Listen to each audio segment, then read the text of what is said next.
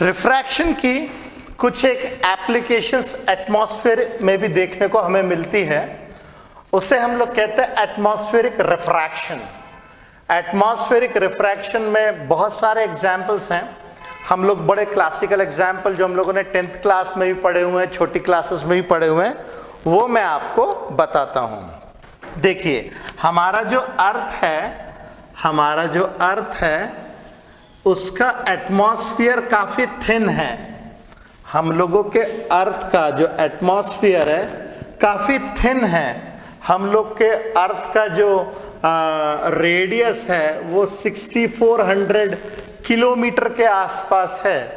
Radius of earth जो है, radius of earth होता है 6400 किलोमीटर के आसपास। ओके, काफी कम होता है। और हमारा जो एटमॉस्फेयर होता है वो केवल 400 किलोमीटर का होता है। ठीक है, तो मैं अभी दिखाने के लिए केवल थोड़ा सा मोटा सा एटमॉस्फेयर बना देता हूं। ठीक है, ये हमारे अर्थ का एटमॉस्फेयर है। ये इतना थिक होता नहीं है जितना मैंने बनाया है, ये काफी पतला होता है। ये जो एटमॉस्फेयर की जो थिकनेस होती है वो होती है 400 किलोमीटर के आसपास, जिसमें अच्छा खासा डेंस एटमॉस्फेयर तो केवल 50-100 मीटर तक ही होता है। 1 किलोमीटर बहुत हो गया। ठीक है, तो इस तरीके से हमारा जो एटमॉस्फेयर होता है, इसमें जो ऊपर की जो एयर होती है, ये ऊपर की जो एयर होती है काफी रेयरर एयर होती है, और नीचे की जो एयर होती है जो पृथ्वी के नजदीक होती है वो डेंसर एयर होती है। मतलब यहाँ पे जो एयर होगी ये डेंस होगी, डेंसर एयर होगी, और जैसे जैसे हम लोग ऊपर की तरफ जाते हैं ये रेयरर होती जाती है, रेयरर एयर होती जाती है। ठीक है, यदि अर्थ के ऊपर हम लोग टेंजेंट ड्रॉ करें, यदि मैं अर्थ के ऊपर टेंजेंट ड्रॉ कर दूं कुछ इस तरीके से, ऐसे, ये जो टेंजेंट ऑन अर्थ होता है, टेंजेंट ऑन अर्थ, अर्थ के ऊपर जो टेंजेंट होता है इसको हम लोग हिंदी में कहते हैं क्षितिज, इंग्लिश में इसे कहते हैं हॉराइजन, इसे कहते हैं हम लोग क्षितिज, क्षितिज, और इसको इंग्लिश में कहते हैं हॉराइजन, हॉराइजन। ओके, अगर हम लोगों को सन हॉराइजन पे दिख रहा है तो हम लोग बोलते हैं कि सनराइज हो चुका है, और हॉराइजन पे ही है और डूबने वाला है तो सनसेट कहलाता है। ओके, तो सन तो अपनी ही लोकेशन पे रहता है। जब ये पृथ्वी घूमती है ऐसी, तो जब ये कोई इंसान मानिए यहाँ पे खड़ा है तो ये उगता हुआ सूरज देख रहा है, मगर जब ये घूम करके शाम को यहाँ पे आता है तो वही सूरज उसे डूबता हुआ नजर आता है। पृथ्वी ऐसी घूम रही होती है, रिवोल्यूशन कर रही होती है पृथ्वी, तो ये उगता हुआ सूरज देखेगा, ये दिन का टाइम आ गया, ये शाम का टाइम, और डूबता हुआ सूरज, सूरज वही है, हमारी पृथ्वी जो है वो घूम रही है। मान लीजिए कि हमारा सन जो है अभी यहां पे है, ये हमारा सन है। ठीक है, अब सन से जो लाइट रेज आ रही हैं, सन से जो लाइट रेज आ रही हैं वो कुछ इस तरीके से आ रही है, ऐसे, और जैसे सनराइज एटमॉस्फेयर में घुसती हैं तो हम लोग क्या करते हैं, सबसे पहले बनाएंगे नॉर्मल, ये मैंने बना दिया नॉर्मल, तो ये हमारे पास में आ गया एंगल ऑफ इंसिडेंस, ये आ गया हमारे पास एंगल ऑफ इंसिडेंस। क्योंकि लाइट रेज रेयरर मीडियम से डेंसर मीडियम की तरफ जा रही है, ये ऊपर जो है रेयरर मीडियम है और नीचे डेंसर मीडियम है। यहां पे रेयरर मीडियम है और यहां पे डेंसर मीडियम है, तो रेयरर मीडियम से डेंसर मीडियम में लाइट घुस रही है, तो ऐसी सिचुएशन में ये towards the normal light rays जो है वो शिफ्ट हो जाती है कुछ ऐसे, और ये इंसान उस सूरज को देख सकता है।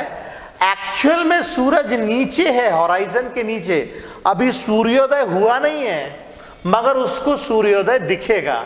अब ये बंदा क्या करेगा, इसको बैक ट्रेस करेगा इस तरीके से, तो उसको जो है सन कुछ इस तरीके से दिखेगा। ये एपरेंट पोजीशन होती है, एपरेंट पोजीशन, और ये एक्चुअल पोजीशन होती है सन की, एक्चुअल पोजीशन और एपरेंट पोजीशन। अब ये जो लाइट रेस है मैंने तो स्ट्रेट बनाई है मगर एक कंटिन्यूअस रिफ्लेक्शन होती है, रिफ्रैक्शन होती है, सॉरी, कंटिन्यूअस रिफ्रैक्शन होती है, जिसके कारण ये लाइट रेस कुछ इस तरीके से घूम के यहाँ पे इसको देखने को मिलती है। तो ऐसी सिचुएशन में सूर्योदय के 2 मिनट पहले ही उसको सूर्योदय दिख जाता है। मतलब अभी सन यहां से यहां आएगा, 2 मिनट होते हैं, तो एक्चुअल सनराइज 2 मिनट पहले ही दिखने लगता है।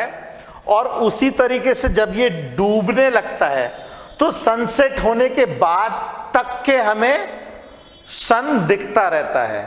तो सुबह के टाइम पे 2 मिनट और शाम के टाइम पे 2 मिनट, ऐसे कुल मिला के 4 मिनट सन हम लोगों को एक्स्ट्रा दिखता है एटमॉस्फेरिक रिफ्रैक्शन के कारण। Got the point? तो ये एक एग्जाम्पल है एटमॉस्फेरिक रिफ्रैक्शन का। इसे कहते हैं हम लोग early sunrise and delayed sunset, early sunrise and delayed sunset.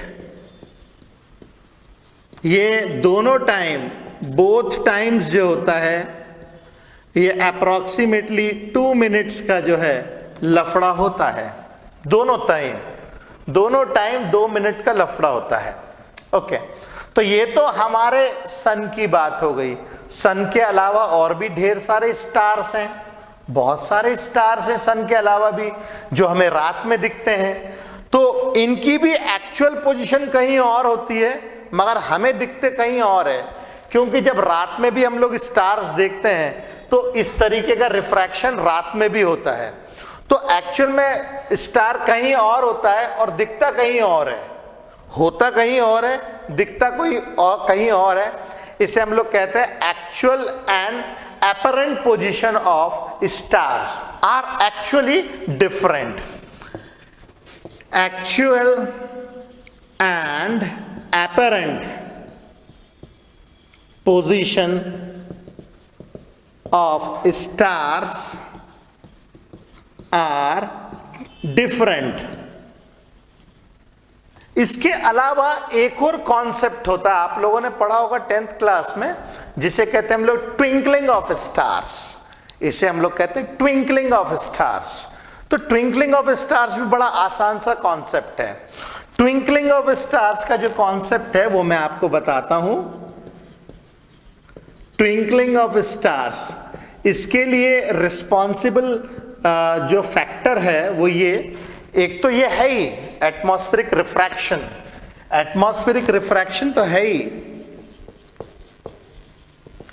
और इसके अलावा एक और रीजन है आवर डायनामिक या मूविंग एटमॉस्फेयर। होता क्या है, यहां जो हमारा जो एटमॉस्फेयर है ये स्टैटिक एटमॉस्फेयर नहीं है, ये डायनामिक एटमॉस्फेयर है। ये लगातार चलता रहती है, हवाएं चलती रहती है, जिसके कारण क्या होता है, एटमॉस्फेयर की भी डेंसिटी चेंज होती है। एटमॉस्फेयर में जो हवाएं चलती है इसके कारण एटमॉस्फेयर की डेंसिटी चेंज होती है।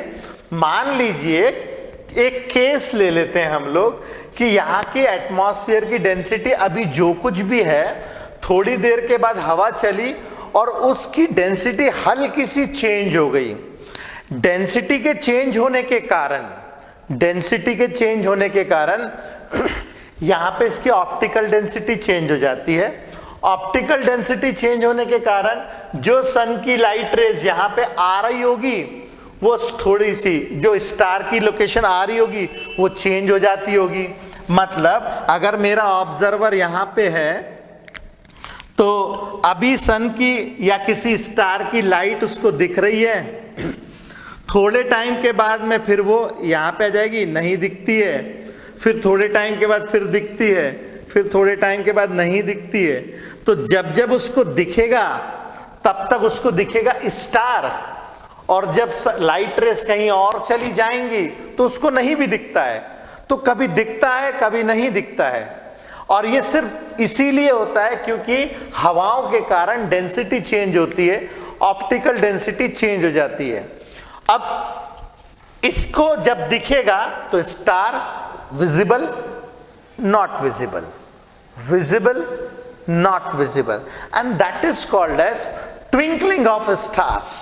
जो ट्विंकलिंग ऑफ स्टार्स है उसके पीछे रीजन सिंपल है, हमारा जो एटमॉस्फेयर है वो डायनेमिक है और साथ में रिफ्रैक्शन भी हो रही है। तो लाइट रेस कभी आती है कभी नहीं आती है, कभी आती है कभी नहीं आती है, कभी आती है कभी नहीं आती। तो जब आती है तब दिखता है, जब नहीं आती तब नहीं दिखता है। तो बड़े आसान आसान 2-3 हम लोगों ने एटमॉस्फेरिक रिफ्रैक्शन देखे, होप समझ में आया होगा। ठीक है, आप इसको फटाफट कीजिए, फिर हम अगले टॉपिक पे चलते हैं।